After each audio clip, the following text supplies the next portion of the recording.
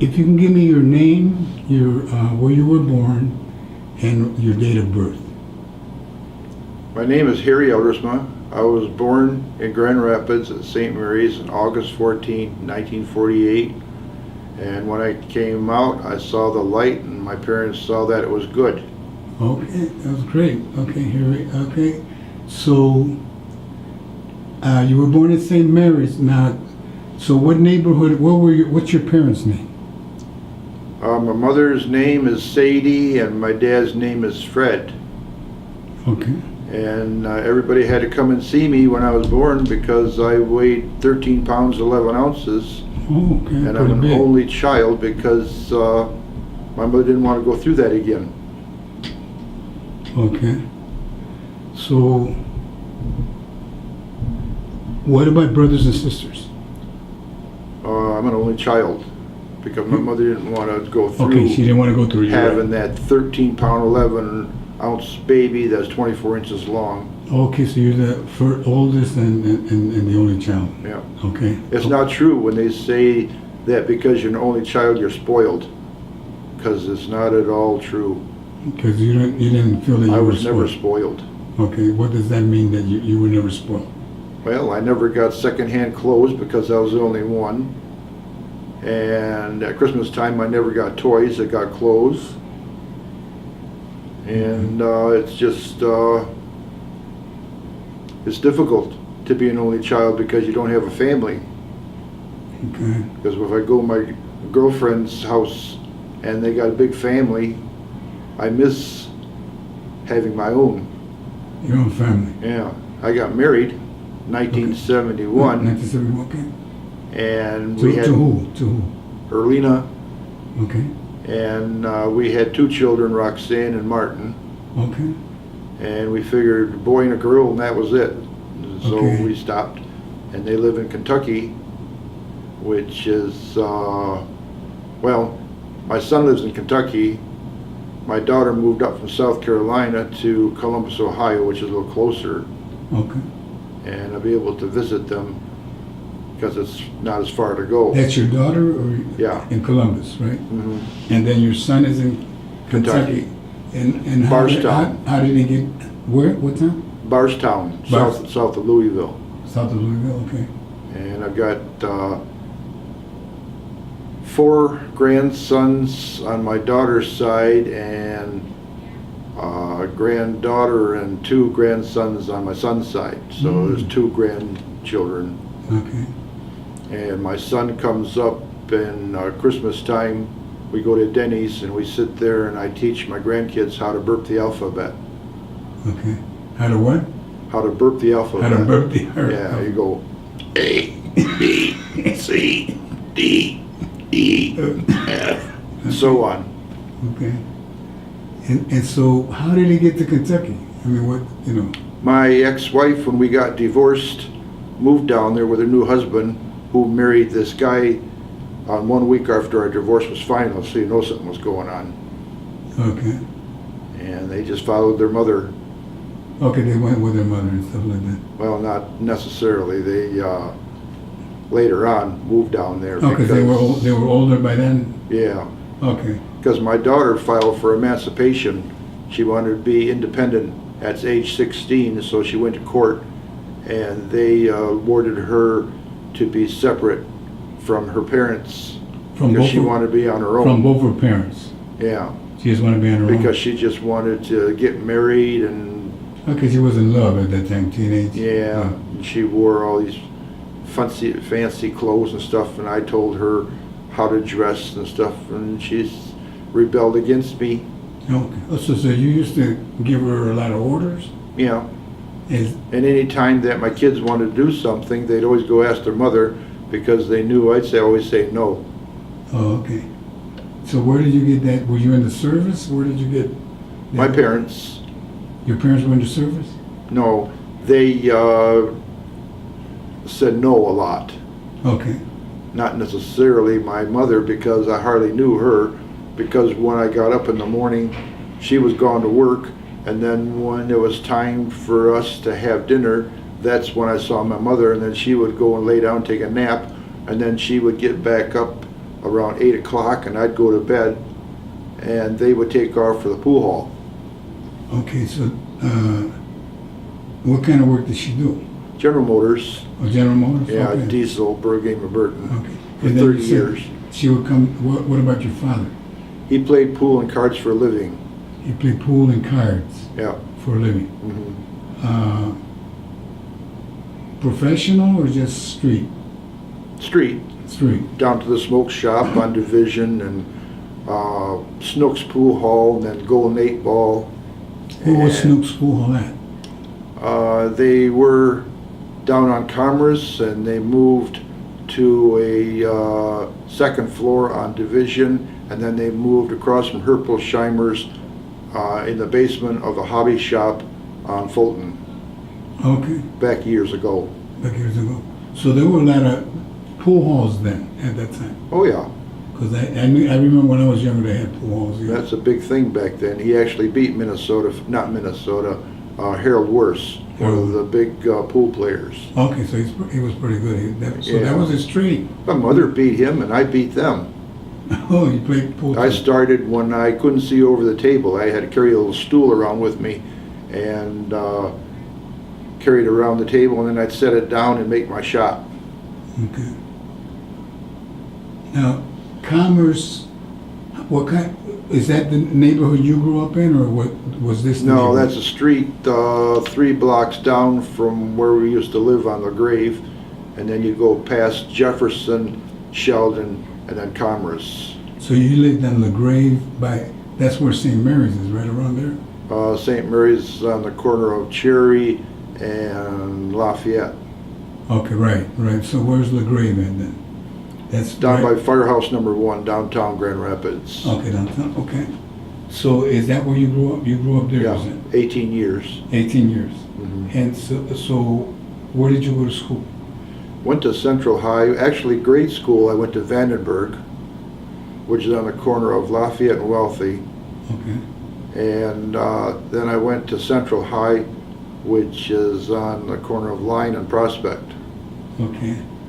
So, and Vandenberg, what was that like? It was difficult because there was always fights. Everybody was kind of violent.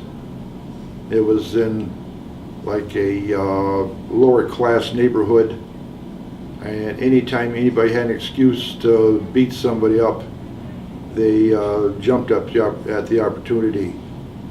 But I've never hit anybody my entire life except for one person, and that was my attorney. Okay. Your attorney, the divorce attorney? No, attorney, we had paid $3,000 to an attorney, and he skipped the country because my wife was babysitting, and she discontinued her job at Amway, where I worked also. And it was, she decided that she didn't want to work anymore. So she quit her work and became a babysitter. And this little girl was sitting on my lap, and she said that she felt something, and it was my hanky. And I tried to explain to the attorney that that was that. And he says, we got to go to court. And we went to court, and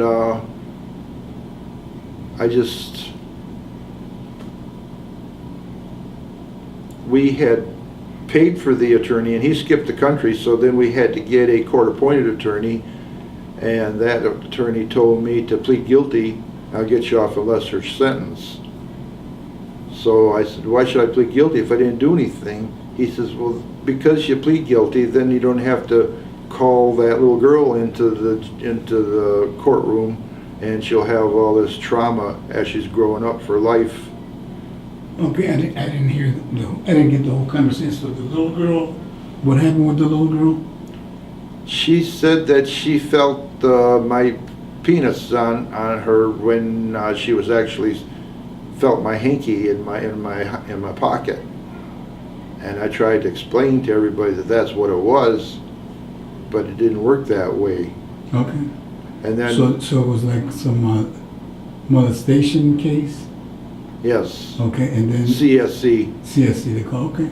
And I went to court, and the judge said that I was going to go to prison. And my attorney went and grabbed me by the arm, and I turned around and hit him right between the eyes and knocked him out. Well, I don't know, because that's what my wife said I did. I blacked out. And it took 6 sheriffs to hold me down, and they escorted me back into this holding bin. And there was another guy in there, and one of the people from out in the courtroom came over, knocked on the door, and said, "Do you have your attorney's glasses? Because he can't find them." I said, "No, I haven't got his glasses." And I kicked the door, and I kicked it so hard that this guy that was in there said, "Man, you kicked that thing so hard I thought it was going to fly open." And he was about ready to run out of there. Anyway, they put me in a station wagon and took me down to Jackson, and I spent 3 years, well, actually 3 months in Top 6, where there's a place where you don't get to go anywhere except out in the yard for 1 hour a day. Every other day you take a shower. They bring your food on a tray and slide it through this hole in the door. Like a diagnostic place? Yeah. Like when you first come in? Well, if you're hard to handle, they put you in one of those Okay, places. so the hole. It's not the regular holding place like they do for That's other people. what they call the hole. The hole. Yeah. So you were in the And hole for like 3 weeks? The only thing I had, because there was no TV, was my Bible.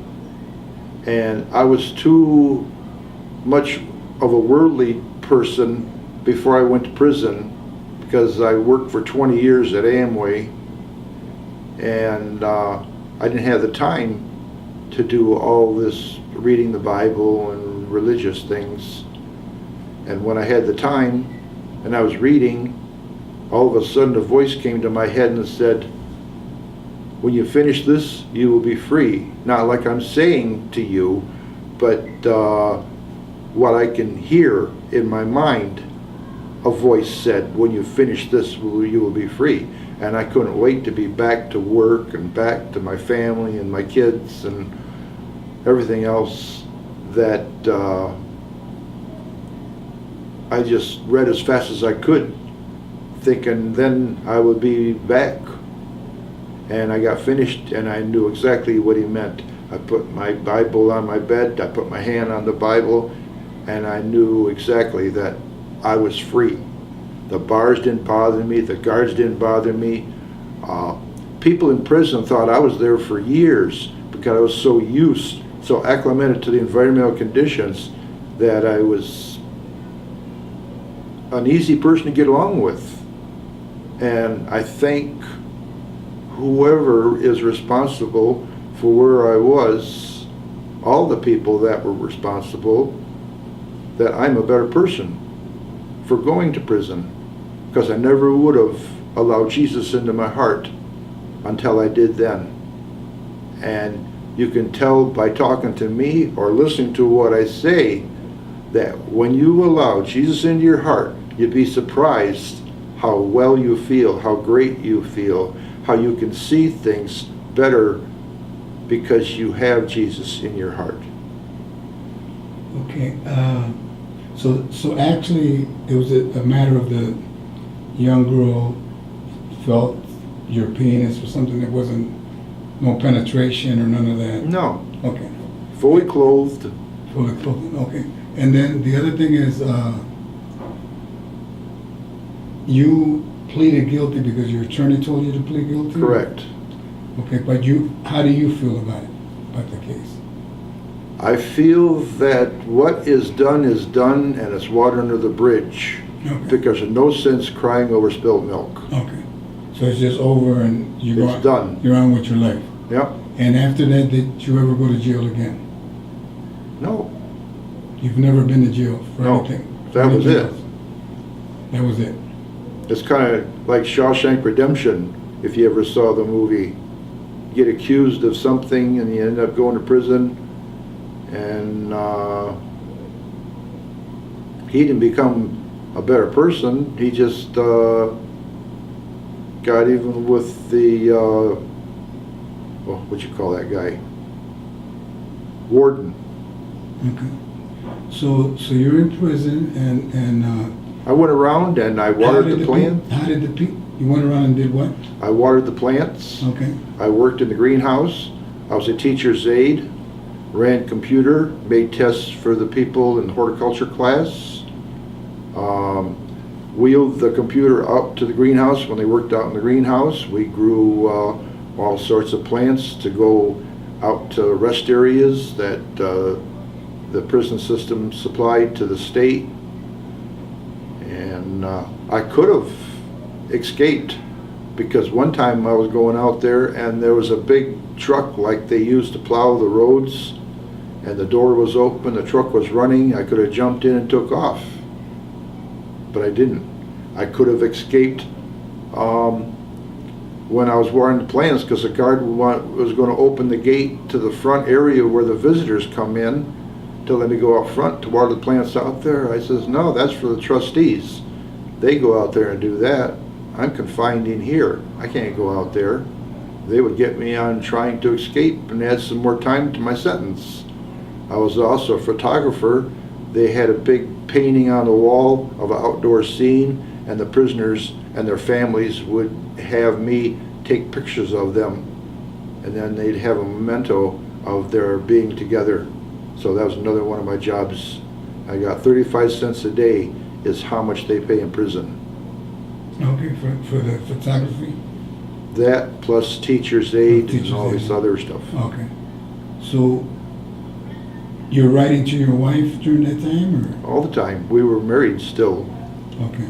But I think something was going on, whereas her sexual activities were being provided by somebody else who was a friend of the family that kind of moved in on anybody, because I had a sister-in-law that was getting divorced from her husband, and he kind of tried to get together with her, but they got back together. So that was a lost cause. Her husband got back together with your sister? Her husband got back together with my sister-in-law. Your sister-in-law, okay. But when I was in prison, my wife didn't have me, Right. and So you were in prison for a couple of years? 3 right? years, 3 years. 90, So I mean, do you, 87 to 91. would you blame her? I wasn't there, Right. So I mean, you, but she could have used a little common knowledge and be more faithful. but 3 years. I don't know. 3 years is. I wasn't there. All I can do is speculate. Right, and we're only speculating. So. Yeah. Right, I'm judging. I should not. I don't know what went on. You know, I'm just saying, even if it did happen, can you blame her?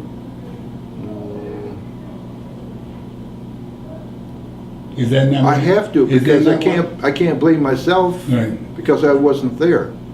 Okay. Anyway. Isn't that what happens to a lot of prisoners? It does, because if you're not there to satisfy any needs of your spouse, then I guess it is your fault. No, I mean, it's not a fault thing. I'm just saying, it's a natural thing. No. It's human nature. Right, it's human nature. Yeah. And I'm right now. I'm injecting my bias. I don't want to do that. Yeah. So, okay.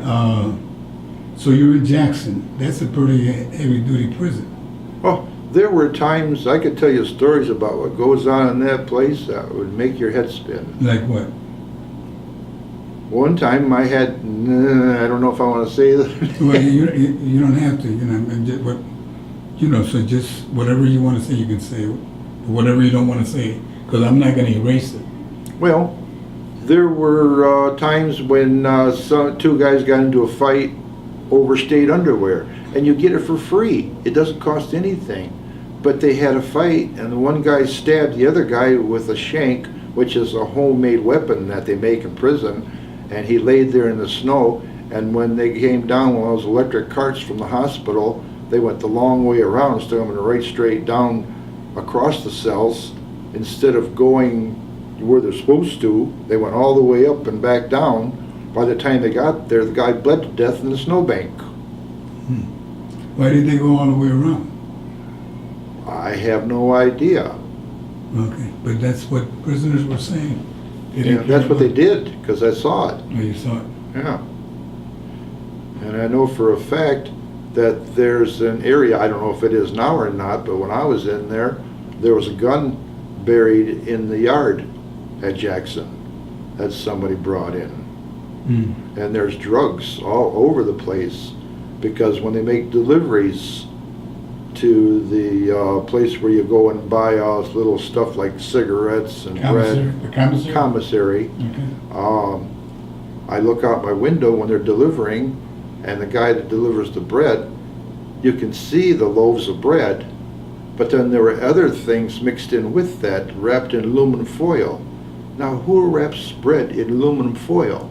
When you're delivering marijuana or something else, that's why you wrap it in aluminum foil, so you know drugs were being brought in. So the bread man was bringing Correct. drugs. Okay. Any other ways that they were bringing drugs in? I mean, you know. I have no idea. All I know is that some lady tried to smuggle in some stuff in a condom that was like a balloon Yeah. stuck up her you-know-what, Yeah. and it bursted, and Mm. she died of an overdose. It was on the news back in, let's see, I was there in 91, so it must have been, no, I was there in 87. I got released in 91. So it must have been about 1988 or 89, and she died of an overdose. Okay, so there's a lot of drugs in there in Jackson. Oh, there is, all over the And place. then don't they make hooch too, or homemade hooch? Some people do, I didn't. Okay. I had a thing that you stuck a wire into the light socket, and you could heat up your water and make hot chocolate or coffee, Okay. because the water that come out of the faucet wasn't hot enough. So you just take any kind of wire and put it in the Yeah, light just socket? a wire, you peel it off on your electric cord. And you also take the wire off of there to throw it across from one end of the cell, make sure it's high enough so people don't walk into it, across to the window, so you've got a better antenna for your TV. Oh, That's back before they had cable. okay. Okay, You so got better they reception. get all ingenious Oh yeah. in that. I even made a thing that you take a pencil eraser and you stick a pin in the eraser, and you take popsicle sticks, you know, those wooden ice cream sticks, and you put it on there, make a fan, and put it in the hole of the vent where the air comes out, and you draw a design on that, and it goes around and makes a little spinning. Design. Yeah. Okay, so how did your cell look? How big was your cell? About 6 by 5. And so you had a bunk buddy or? No, by Just myself. By yourself? Okay, Yeah. so This you- was before they had that ruling that could have 2 cells or 2 people in a cell. Okay, And this was before they had the ruling that you couldn't smoke in prison. okay, now you can smoke. You could then, but I don't think you can now. Right, I think they. And there was a guy going around picking up butts off the ground, and everybody felt sorry for him, so they would give him packs of cigarettes. Come to find out, he had over $3,000 in his account. It was, And there was another guy that he was trying to get put in a mental institution. He would walk around backwards and wear his clothes backwards. And another one would pick. he wanted to go to the mental institution. Yeah, So because- you don't think there was nothing wrong with him? no, he was just acting. Just like at welfare, there's people over there that apply for food stamps and stuff. They'll go in there and act like they're mentally disturbed, but they're smarter than you or me. Okay. So, how many fights did you get in the jail?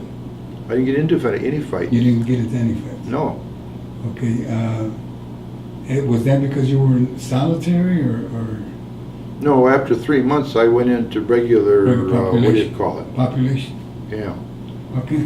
The only thing I missed was when they transferred me over to the, what do you call it, when you're in with the regular people, from the solitary confinement. It was top 6 is what it was called that I was in. But they had to do some remodeling and tear out all the doors and put in some new stuff. And they put us in this other section. And when I was sitting there on the 3rd floor looking down on Sunday, they were having a church service. And I felt so like I wished I was there, but I couldn't. I wanted to be in that service. So any time that you feel like on a Sunday or any day that you think, well, do I want to go to church or not?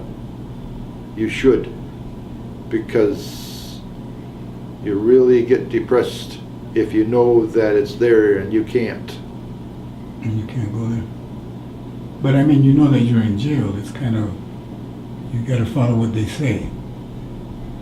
They try to take away everything because... Who's they? The government. Oh. When you're in prison, they cut you down to hardly anything. But it seemed as though the more they cut, the better I would get. Did you feel like you were against the government because you're in prison, or what? In the beginning. In the beginning? Yeah. Or you everybody, just were angry? Whenever somebody gives discipline, just like your parents, you hate them. But then after they do, then when you get older, you thank them. You thank them. Yeah. So, you know, because they're giving you some kind of discipline, and you're a better person for it. Okay. So but they were taking away everything. Correct. Okay. But they couldn't take away what is in my heart. Okay. They couldn't take away the songs that I knew. What kind of songs? Oh, everything and anything. I liked all different kinds of music, but I didn't like rap. That's about it. But you like all kind of like rock music? Mm-hmm. 1950s and 60s especially. Oldies? Yeah. Oldies. Okay. So, you getting there, did you get in any trouble at all in the jail? Any tickets? I mean, do they write tickets? They did, but not for me. So you made it? Actually, I treated everybody with respect, whether they were guards or prisoners. I've been brought up to be lower than anybody else, put them above me, and that way you stay out of trouble. Because if you think you're better than anybody else, that makes you more susceptible to getting in trouble. All right.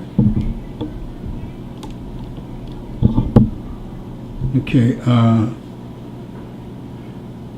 but, so you put them above, but you don't put yourself down, or do you put yourself down? I try to make myself a little bit lower than what they are. Why? Because I don't want to show that I'm any better than anybody else. Okay, but you're not putting yourself down. Not down, but... Right. If there was a percentage-wise area of a line, and they were at 50, I'd make myself 49. Okay. But that's just out of respect, though. Is that what that is? Well, I have more respect for other people than they do for themselves. Okay. Or the property, for that matter. So, okay, so you have respect for yourself. That's good. Now, what about your parents when you were in jail? Were they alive? They had deceased. They had deceased already? Yeah. So the only family was your wife? Correct. And my children. And did they come and visit you? Yep. Every other week. They came to visit you? Mm-hmm. Your wife too? Correct. So she stayed with you all that time? And she actually brought her sister with her. Okay. And then we called out this other person that didn't have anybody to visit. And I figure as long as she's coming, she could bring somebody and call this person out too. And they sit there and talk. And that way it looked better on his record that somebody actually came, because when the time came for parole, it looked better on his record. And So would help. but you were trying to help him get married too, with the sister-in-law? No, No, just to talk. she was married, Oh, just but to she talk. came along with my wife to keep her company. And then she talked to him. Yeah, Okay, and that was okay? and that was in the Did other visiting room. prisoners do that? Yeah. They do that, other prisoners do that too? Mm-hmm. They write letters to each other's relatives? Yeah, And that's okay? I guess. Do Depends on how it leads, where it you goes. sell any cigarettes for letters? No, but I got free coffee once in a while. You got free coffee for if you would hook, what they say, hook somebody up with somebody else. Well, it wasn't actually hooking everybody up. It was just being friendly. Being friendly, just here, you can write to this person, and I'll trade this person for some coffee. And I got some free books. I'm putting stuff in your mouth, I don't wanna, you got free books and coffee? Yeah. Okay, so you got something out of your sister-in-law, at least being friendly. Correct. Okay, so I mean, it wasn't. It gave her a chance to get out and do things and go places. Right, Because she didn't drive. right. Right, so you were helping both people. Correct. Okay, all right. And you didn't feel anything bad about that? No. Okay. Matter of fact, I was thinking about going all the way up to Sault Ste. Marie to visit the guy to see how he's doing, just to say hi. Okay, because he was your friend, so he became your friend. Well, I had several friends. Okay, but I mean, yeah, and you had several friends, As a okay. matter of fact, when I got released, I actually went back and saw some of the people that I knew, called them out for a visit. Okay, you did go out and visit them and stuff like that. Mhm. So you were true to the prisoner way of life of coming back and saying hello and Yeah. not forgetting them Mm-hmm. for a while. Okay, so anything else that's important about when you were in prison?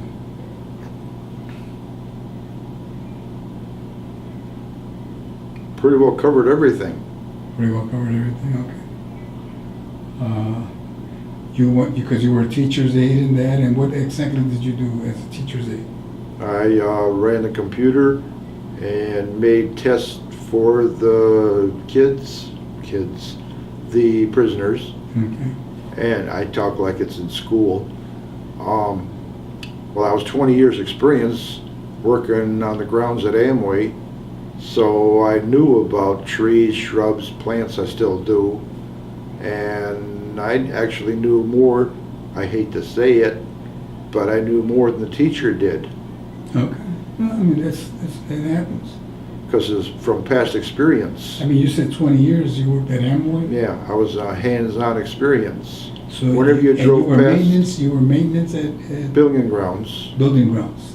whenever you drove past there at Christmas time and saw those big 2 pine trees in front of the administration building, I was the one that put those in the trees. I set up the nativity scene with the camels and This is Joseph Amway and in Mary. Ada, Michigan. Yeah, So you put the 2 trees in front of Amway. well, I decorated them Okay. with the Christmas lights. For Christmas. You would decorate them for Christmas. Great, big, huge, Okay. like 60 feet in the air on a cherry picker. It raise you up and put the lights around on the trees.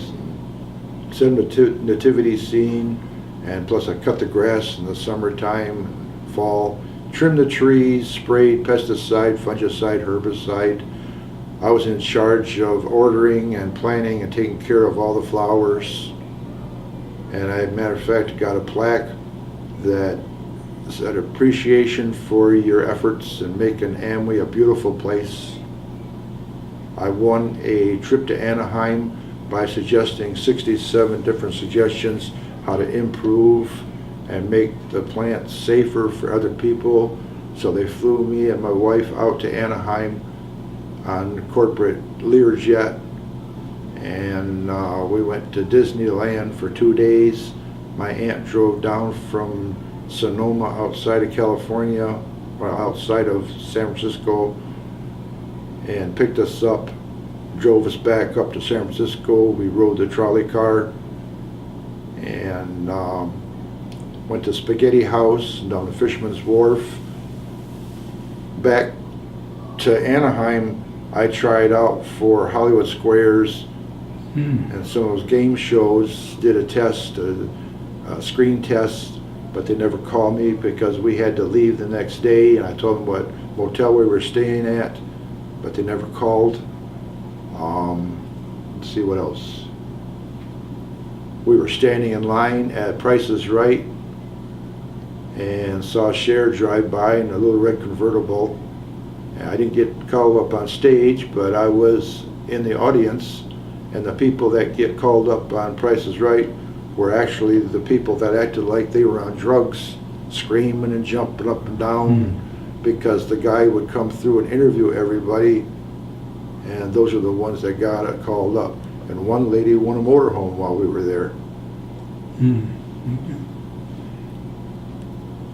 So when you were growing up, because that neighborhood around Commerce and all that, did you ever have like an alcohol problem or a No, drug problem at all? Did No. you smoke weed or my parents you didn't. never smoked weed? My parents never drank. They had a little Boedejonges, which is a raisin whiskey mix, a Dutch drink around Christmas, and that was it. My parents smoked. Cigarettes or? Yeah. Okay. Well, my dad smoked cigars and cigarettes, Lucky Strikes and Wolf Brother Crooks. My mother smoked Salem. Okay. And I started out with Larks Okay. at the age of I 16. remember those, yeah. And he caught me smoking coming down the street from school. And he was driving up the street. He said, "Hey, what are you doing smoking that cigarette?" So he put me in the closet with a cigar and made me smoke the whole thing, but I actually enjoyed it. In 1967, Is that how he punished you? Like putting you in the closet or what? How did they discipline you? How did your parents discipline you? Not your my father or mother, grandmother? the only thing that hits me hard is my mother caught me stealing a quarter out of her purse, and she slapped me across the face, and that was more meaningful than all the beatings that I got from my dad. Okay, so your dad beat you up. Yeah. And with a belt? No, steel yardstick. A steel yardstick. Yeah. Okay. Did you ever get injured? I mean, bleeding or anything like that, or? Even if I did, I really don't care, Okay, why? Why? because they didn't mean anything. It was just, he was taking out frustrations for his anger, because he was an ornery man. He hated everything, and whatever I did was wrong. I couldn't talk at the table. He would throw a knife or a spoon or something at me. I got a busted A tooth. sharp knife or a bread knife? The butter knife. Butter knife, yeah. Yeah, a regular table knife. And he would throw it at you. Yes, because I wasn't supposed to speak. I was supposed to be quiet, completely, no noise. But I mean, was he in the military or where did he get that discipline? He was too tall for the First World War and too old for the Second. Okay. He So was he wasn't in the military, but he's just strong and disciplined. no. It was just, I think that was the way he was because his dad was like that. Okay. At least he says that he was, because I wasn't there. Right. But my dad was 6'6", and he played basketball for Hope College. My mother was 6'4". I'm only 6'2", so I got gypped. Okay. 6'2" is pretty big. And my mother, she had arms like a wrestler, because she handled these baskets of burrs. You know, these she would take the steel burrs off the parts at Diesel, and she picked these things up all day and put them on the thing. I think they weighed about 35 pounds. Okay. So you're coming out of prison, and then can you remember that day? What did you do that week? My wife came to pick me up, and she drove so fast. I said, "Slow down, I want to see everything." Because she was, well, after 3 years, you don't have a license. And she had to drive, and I'm looking out the windows, looking at all the scenery, and I just wanted to see everything. But she was going too fast. First thing I wanted to do was stop and get an ice cream cone. Okay. because you didn't have ice cream cones in prison. So she stopped and got you an ice cream cone? Yep. And then we headed right straight down to her parents. She was living in the basement because she couldn't afford to make the payments on the house we lived in Lowell. Oh, you lived in Lowell, Michigan? Yeah. Okay. We had bought a house and our payments were $148 a month. So she lost the house? She lost the house, the bank took it over. Okay. And we paid $18,500 for the house. And we were making payments on it, and the bank turned around and sold her for $52,000. Because she wasn't working, or what was the No. problem? At all? She wasn't working at all? Was she getting public aid, or I don't know. for the kids, or? She'd probably get some help from her mother and her dad. Okay. So anyway, she's living in the basement, so you go to the basement. Well, we moved to her parents out on Cascade Road. We lived in their basement, and first thing we did was I went in bed, and Okay. after 3 years, Yeah, of you course. know. Okay. And then afterwards, we went over to the school and picked up our kids. We Okay. got them before they got out of school, and my daughter and my son coming down the hall, and Daddy! Gave him a hug, and back together again.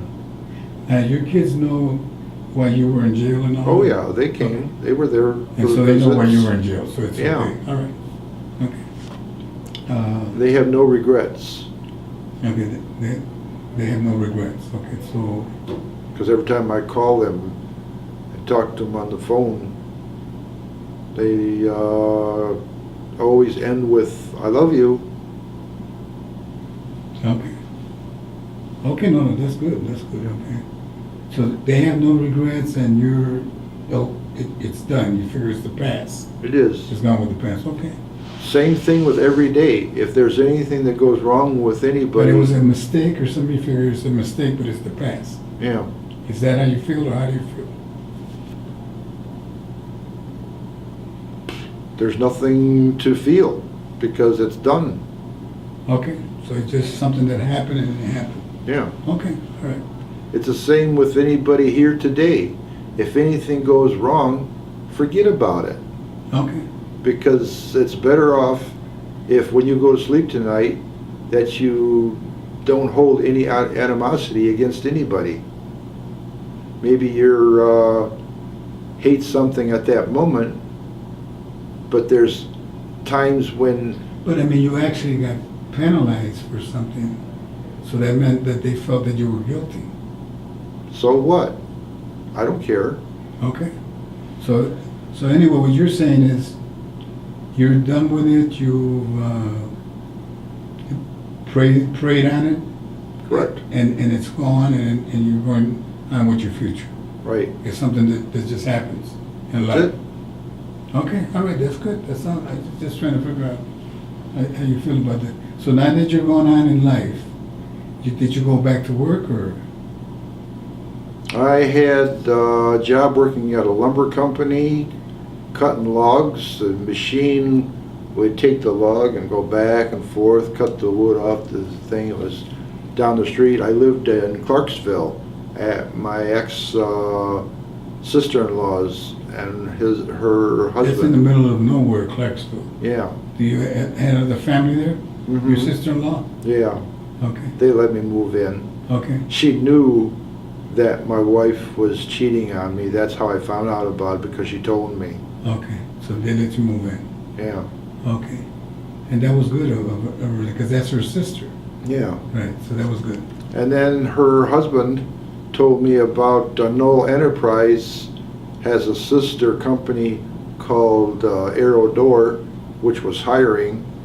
So I put my application in there. They hired me the next day, and I worked on the nailing machine. And then about a year later, they made me kind of a lead person over the nailing machine. I had the person that put in the lock blocks and the stiles, and then I set up the headers on the tables, and then either side of the table they put the headers in with the stiles and the lock blocks, and then two other people on the back end would catch the frames and stack them on and then wheel them down to the layup people that put the doors together.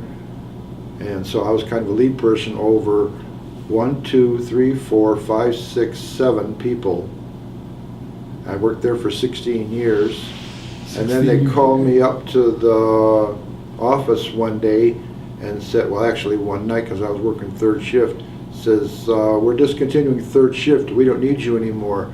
This is when I was about 63, 64, I forget which. And so I draw... 64 years old? Yeah. Okay. I drew So that's not too long ago. I draw unemployment and went through the first, second, and third part of unemployment. And then I'm now retired, collecting Social Security and Amway pension. But you would think after 20 years of working for a company of Amway that you'd get more than $211 a month. Okay. But that's all I get from them. Like 200, that's all you get? 211 plus your Plus Social Security. Okay. And, but you're living like in a senior citizen home, so it's cheaper rent, or?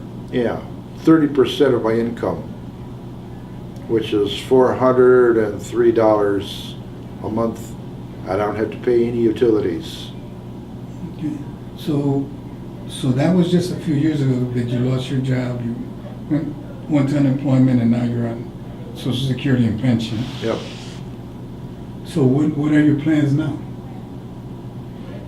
Because people, day by day. People really don't retire anymore. I don't have any plans.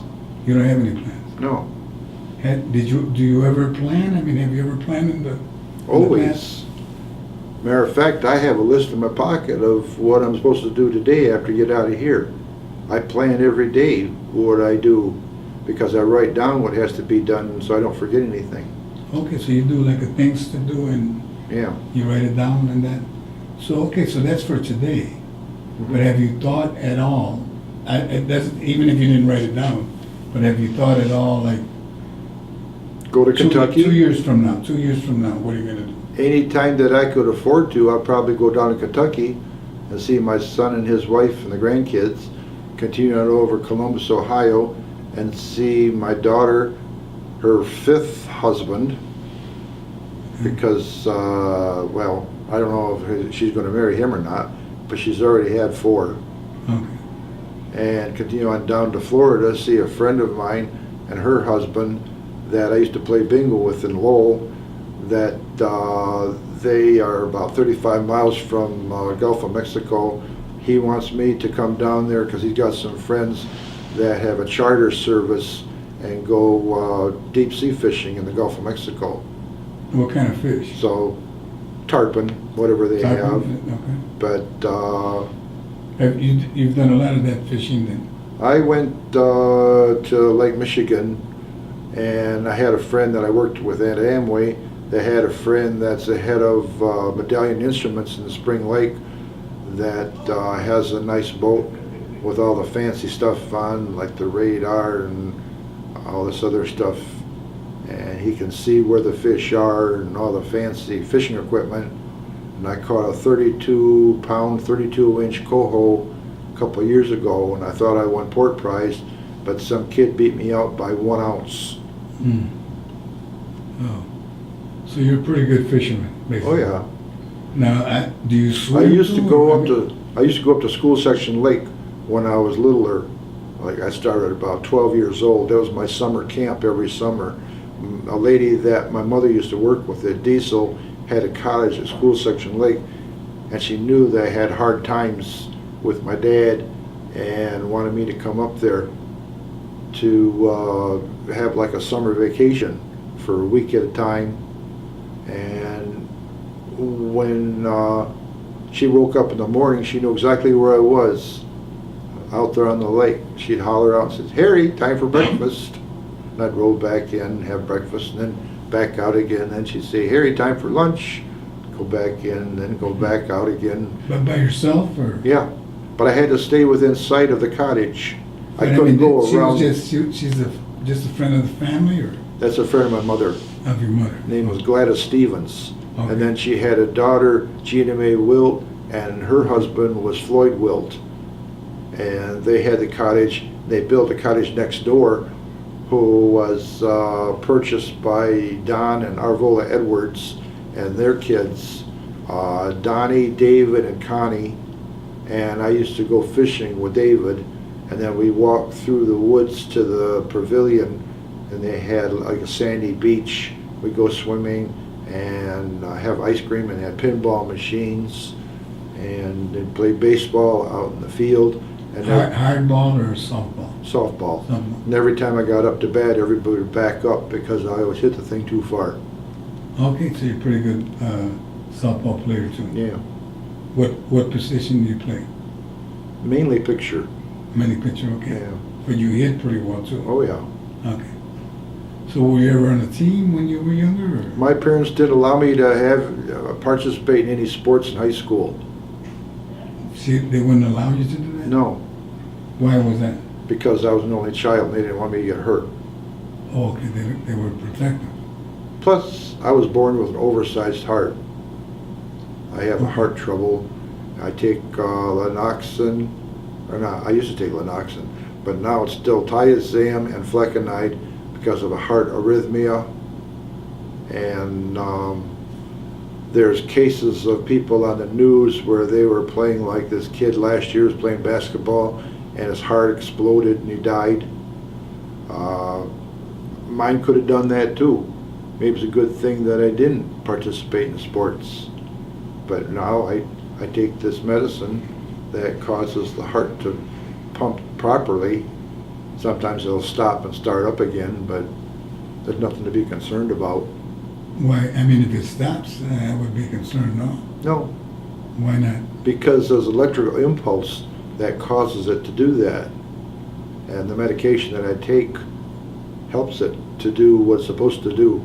Oh, okay, so as long as you're taking your medicine, you don't worry about it. Yeah. If But I don't. how long does it stop?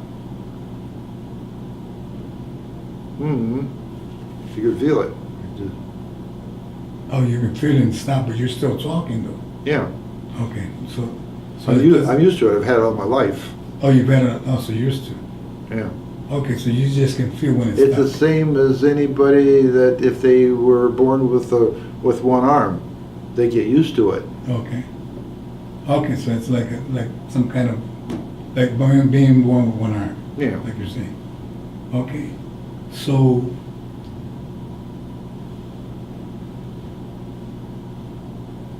You ran out of questions. no. You know what? So I'm still trying to figure out.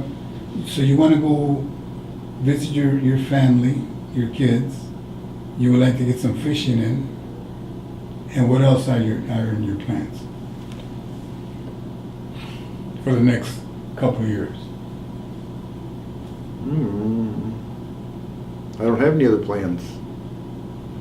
I just do what has to be done when the time comes to do what has to be done. Are you going to get married again or no? No, never. No? Once was enough. Once was enough? Yeah. Okay, but, so, does this help when you come to the center, or man, what is that? It gives me activity. Walk around the gym, exercise. It's better than laying in bed watching TV like I do when I'm home.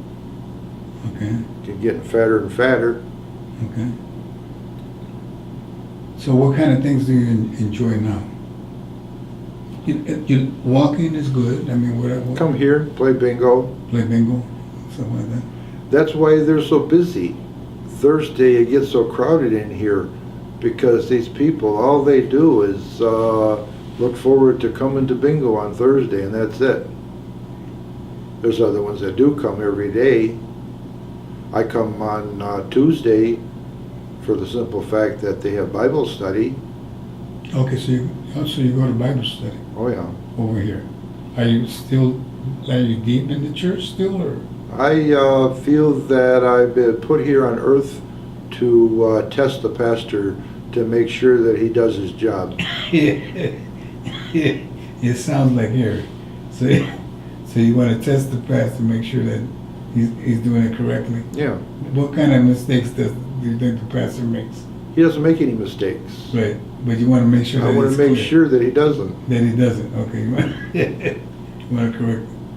So you're pretty outspoken. That's Always. what I always say what I think. Okay. If everybody was that way, there'd be a lot better life on this earth. If people would just say what they think, there wouldn't be any secrets. Okay. So you're just straightforward with everybody. Yeah. But sometimes that offends people, no? Well, it depends on how the person is and how they feel. Because there are times when I say something, and there's times when I just kind of feel, like I'm a little funny, and I want to make a little joke, but they take it the wrong way. And you got to be careful, especially here, because when you're older, you jump at the opportunity of defending yourself. Okay. So you do try to be a little considerate of somebody else's feelings? I don't give you- compliments very often, but if I do, it's from the heart. It's from the heart, okay. But you don't try to offend anybody? No, Or Never. Or do I'm just joking. you just joking? But people that know me know that I'm just joking. Like Fred or Rich. I pick on them, but they pick back. Because if you can dish it out, you should be able to take it. Okay. So they dish it out so you dish it right back? Yeah. Okay. Just like I was telling you when a couple weeks ago when Fred said he called I-19 and he said, I am 19. I says, no, Fred, you're suffering dyslexia. You're 91. He laughed. That's pretty good. So he's 19, but you said no, he's 19. He knows who I am and Yeah. where I come from. Okay. What are some, if your kids were to watch this video, and they want to understand who Harry is? One of the things that I never did, that I forgot to do, that my dad never told me, was that he never told me that he was proud of me. And I called my son a couple of months ago and I said, there's one thing that my my dad never told me, and I want to say I'm proud of you, because he tries to do and help his parents, not his parents, but his wife and kids, and provide for them and be a good father and a good husband. And I said, I am proud of you. And he started crying. It really means something when you appreciate what somebody does.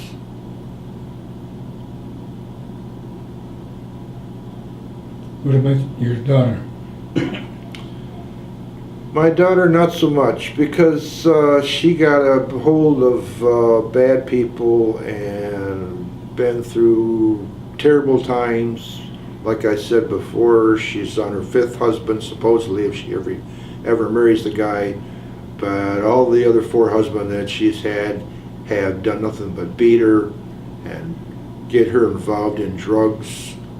And there's nothing I can do to change her, because she's in that mental state where I am me and I'm going to do what I want to do, and no one's going to tell me what I can't do.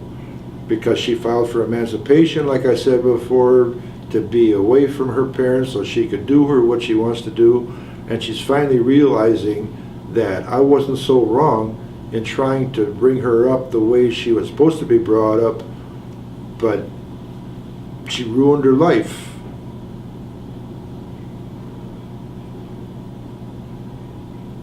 So, but do you support her or no? Try to support her? You can't support somebody that doesn't have the open mind to take the criticism, the support, the information that you can provide in order to make somebody a better person. If they have a closed mind, it's a lost cause. It's just like people here. If you have information that'll help somebody, but they don't want to listen, why waste the time?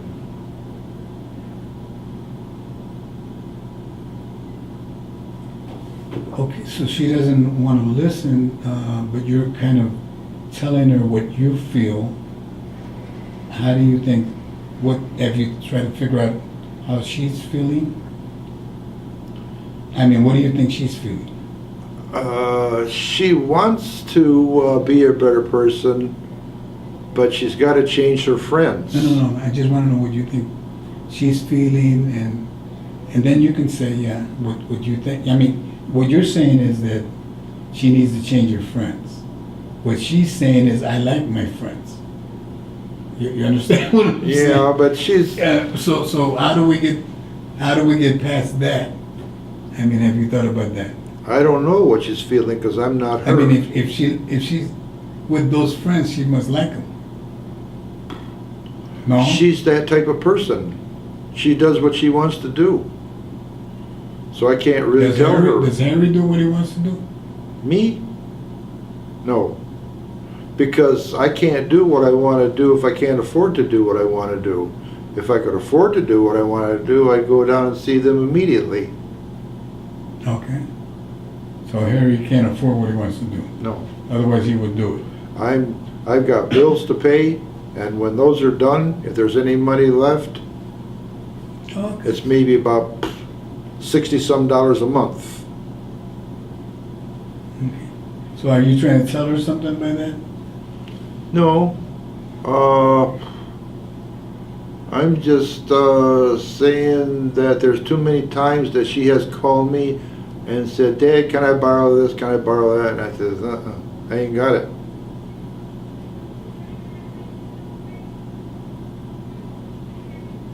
Now, how many grandkids did she give you? 4. 4. Do you talk to them, or? I don't know where they are. Okay, aren't they with her? Or? No. She got a court order that they had to be away from her. Oh, they gave her a court order because of the drugs? Because she was a bad parent, Because of the drugs? probably. Okay. I don't know because I wasn't there. All I know is they're not with her. Okay. Does she see them? Or they're taken I don't away? know that. They were taken away? Yeah. Okay. So if they're in foster home somewhere, they don't tell you anyway. She's never been to jail, though, right? Yeah. Matter of fact, she was in jail.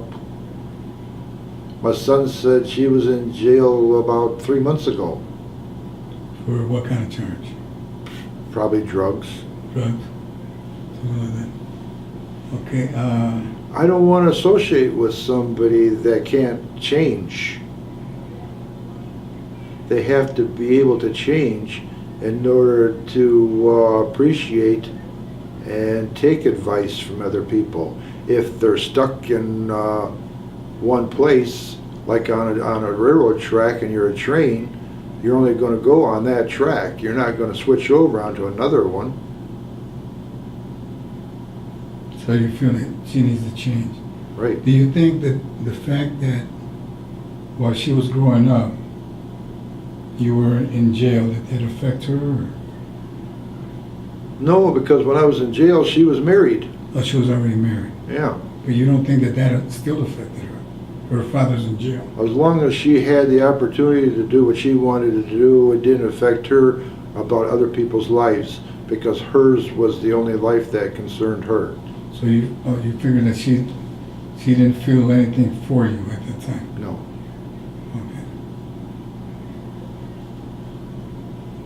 Okay. Were you in communication with her? Did she come to visit you? Oh yeah. What did you tell her when she came to visit? I loved her. That you loved her? Mm-hmm. And do you Yeah. still love her or no? Yeah. Not in a way that a person would.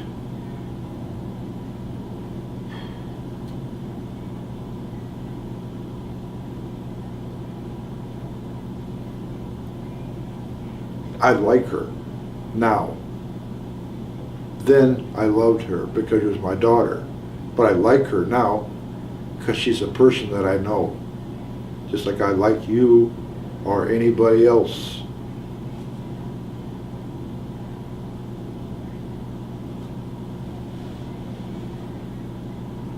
But you lost some love for her. Why? Beg pardon? You lost some love for her. Why? Because she doesn't take care of herself. She doesn't get away from the drugs. She doesn't get away from people beating her up. She doesn't get away from doing what she wants to do and not what somebody else wants to do. She can't hold a job. I stayed with one company for 20 years, another company for 16 years. I feel that somebody that's committed to doing something sticks with that something rather than changing every 3 months. Because what's the sense of having a life that is so messed up that you have to go and do things that you're not supposed to do and get in trouble? And that's what she does. So how can anybody have any care for somebody that acts like that? Okay, but you're like talking to me. I mean, what do you tell, what did you tell her what you think she should do to change? Because you want her to change. I can't. You can't what? Because she won't listen. Okay, you can't tell her to change because she won't The listen. only thing she'll listen to is something that'll benefit her. But isn't that like everybody else? Mm-hmm.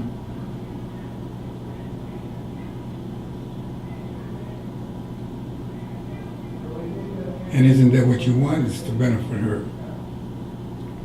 She So she's won't- trying to find a benefit for her. She won't listen to any advice that I give her that would benefit her. No, just tell her anyway, whether she listens or not. What would you tell her? What's her name again? Roxanne, Roxanne. What would you tell Roxanne? get rid of the people that abuse you, get off the drugs, stick with a job. And now I'm starting to sound like I did when I was her father back before she filed her emancipation. Because I was telling her all that stuff then and she didn't listen to me then either. But tell her again. It wouldn't do any good. Well, I mean, in case she hears it, you know, she needs to get reminded, no? So get off of drugs. That's easy to say, but I mean, it's hard to do. Well, the only way You're that still chewing gum. You won't quit chewing gum. I'm just joking. No. that's all I gotta do is take it out. Yeah. I'm done. Okay, I'm just joking about the gum. Okay. So, but it's hard. Isn't it hard to quit drugs, or do you think it's a I don't piece know, of cake? because I never did drugs. Okay. You smoke cigarettes? Yeah, Were you addicted to cigarettes? yeah. Okay. Was it easy to quit cigarettes? But if I quit cigarettes, then I'll have to start something else, because that's the only habit I have. Okay. Well, sometimes that that It's you're not cheaper. supposed to do that, but that's what people do. They get into It's different easy. habits. It's easy to say when you don't do it. Whatever you don't do, it's easy to quit. Exactly. Well, my point exactly. It's easy for you to tell her to quit drugs because you've never done it. No, it isn't. Because if I had done drugs, then she would consider quitting because I So she quit. probably would need some help. But I've never done that, so She how probably- can I Don't quit you if think I she would didn't need do some it? help? She probably needs some help. What she needs. What do you There think? are people, there are places she can go to get help. Okay, so that's what you want to tell her, to go get some help, because it's hard. It was hard for you to quit cigarettes. I didn't quit. It's cheaper to Okay, it's cheaper. smoke than it is to take tranquilizers, Okay, because that calms your nerves. okay. But what does she do to calm her nerves? Maybe, Well, I don't want to judge her. No. You know what I'm saying? I just want to, Yeah, anyway, so you want her to stop. That's the point. Give me some final thoughts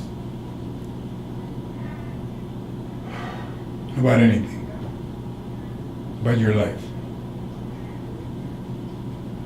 My final thought is I thank God for this place and for the people that are here. Because I don't know how I would cope with life if I didn't have the friends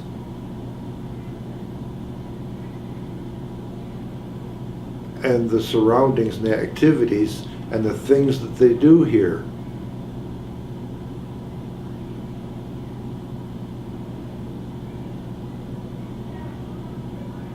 You'd be surprised how many people that don't know about this place are sitting home right now saying, what can I do today? All they gotta do is get up off their you-know-what and come down here.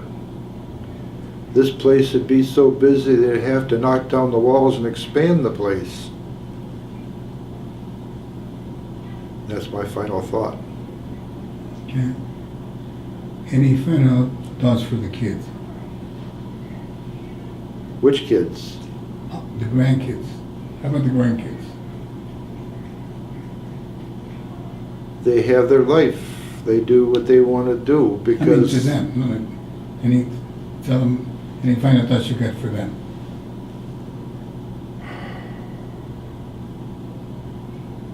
be appreciative of your parents. They brought you into the world. Be thankful. If it wasn't for me, your parents wouldn't be there to have you. So be thankful for you too. Yeah. Okay. Okay. That's it? That's it. All right, thank you Now very can I put much. my gum back in my mouth? Yes, you can.